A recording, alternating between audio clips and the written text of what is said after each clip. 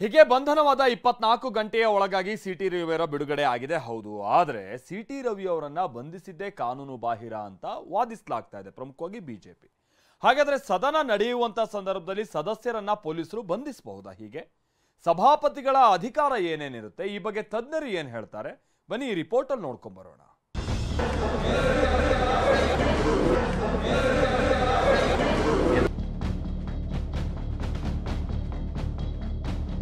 City Ravi BJP MLC, ವಿಧಾನ ಪರಿಷತ್ನ ಸದಸ್ಯ.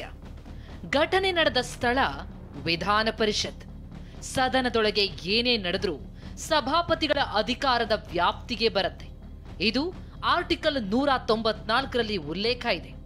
ಆದರೆ ಇಲ್ಲಿ ಕಲಾಪವನ್ನ ಮುಂದೂಡಿದ್ದ ಸಂದರ್ಭದಲ್ಲಿ ಸಭಾಪತಿಗಳು ಪೀಠದಲ್ಲಿ ಇಲ್ಲದಿರುವಾಗ ಸಿಟಿ ರವಿ ಅವಾಚ್ಯ ಪದ ಬಳಸಿದ್ದಾರೆ ಎನ್ನುವ ಆರೋಪ ಇದೆ. ಹೀಗಾಗಿ ಆರ್ಟಿಕಲ್ 194 ಇದಕ್ಕೆ ಅನ್ವಯವಾಗುತ್ತಾ? ಪೊಲೀಸರಿಗೆ ಬಂಧಿಸುವ ಅಧಿಕಾರ ಇರುತ್ತಾ ಇಲ್ವಾ ಎನ್ನುವ ಜಿಜ್ಞಾಸೆ ಉಂಟಾಗಿದೆ.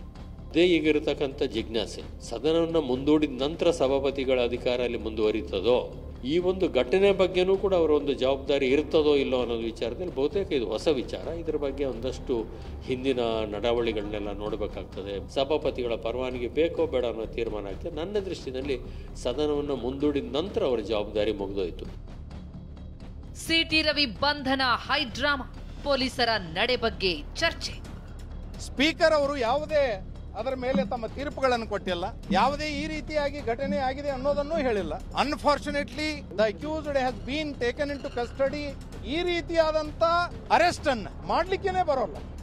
ಸದನ ನಡೆಯುವಾಗ ಸ್ಪೀಕರ್ ಅವರದ್ದೇ ಅಂತಿಮ ನಿರ್ಧಾರ ಅಂತ ವಾದಿಸಿರುವ ಸಿಟಿ ರವಿ ಪರ ವಕೀಲರು ಸಭಾಪತಿಗಳು ಯಾವುದೇ ತೀರ್ಪು ನೀಡಿಲ್ಲ, ಈ ರೀತಿ ಘಟನೆಯಾಗಿದೆ ಅನ್ನೋದನ್ನ ಹೇಳಿಲ್ಲ, ಹೀಗಾಗಿ ಪೊಲೀಸರು ಅರೆಸ್ಟ್ ಮಾಡಲು ಆಗಲ್ಲ ಎಂದಿದ್ದಾರೆ. ಇದನ್ನೇ ವಿಪಕ್ಷ ನಾಯಕರು ಪ್ರಶ್ನಿಸಿದ್ದಾರೆ.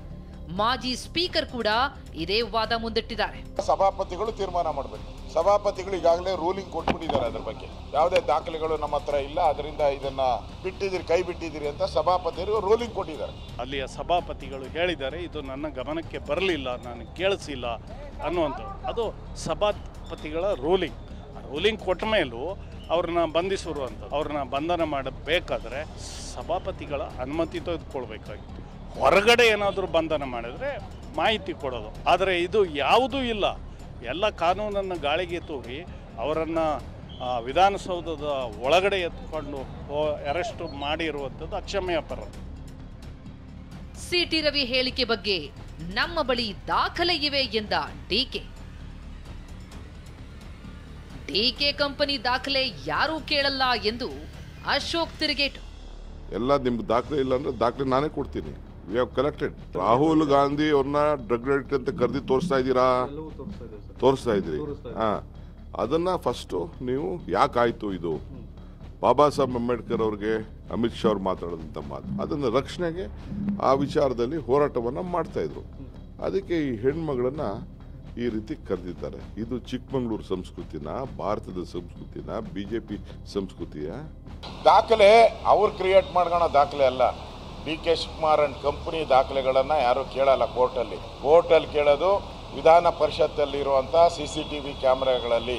ಸಭಾಪತಿಗಳು ಇಬ್ಬರಿಗೂ ಆತ್ಮಾವಲೋಕನ ಮಾಡಿಕೊಳ್ಬೇಕು ಅಂತ ಹೇಳಿದ್ರು, ಆದರೆ ಯಾವುದೇ ರೀತಿಯ ಕ್ರಮಕ್ಕೆ ಸೂಚನೆ ನೀಡಿಲ್ಲ.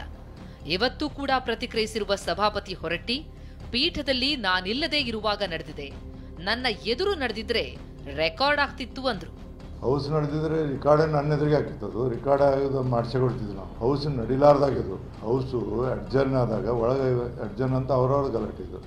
ಎಲ್ಲಿ ನಮಗೆ ಹೌಸ್ನಾಗೆ ಬರ್ಲಾಕ್ ಸಾಧ್ಯ ಇಲ್ಲ. ಬಂದಿದ್ರೆ ಕಡತಿನ ತೆಗೆದಾಗ್ತಿದ್ದು, ಅದನ್ನ ಆಗಿದ್ದಾಗ ಡಿಸಿಷನ್ ಕೊಡ್ತಿದ್ವಿ ನಾವು. ಸಭಾಪತಿಗಳು ಪೀಠದಲ್ಲಿ ಇಲ್ಲದೇ ಇರುವಾಗ ಸದನದೊಳಗೆ ಸಿಟಿ ರವಿ ಅಶ್ಲೀಲ ಪದ ಬಳಸಿದ್ದಾರೆ ಎನ್ನುವುದು ಆರೋಪ. ಹಾಗಾಗಿ ಇದು ಯಾರ ತನಿಖಾ ವ್ಯಾಪ್ತಿಗೆ ಬರುತ್ತೆ? ಪೊಲೀಸರು ಕ್ರಮ ಕೈಗೊಳ್ಳಬಹುದಾ? ಕೋರ್ಟ್ ಮಧ್ಯಪ್ರವೇಶಿಸಬಹುದಾ? ಅಥವಾ ಸಭಾಪತಿಗಳೇ ನಿರ್ಧಾರ ಕೈಗೊಳ್ಳಬಹುದಾ ಎನ್ನುವುದು ಶಾಸಕಾಂಗ ಮತ್ತು ನ್ಯಾಯಾಂಗದಲ್ಲಿ ಚರ್ಚೆಯಾಗಬೇಕಿದೆ. Bureau report, TV9.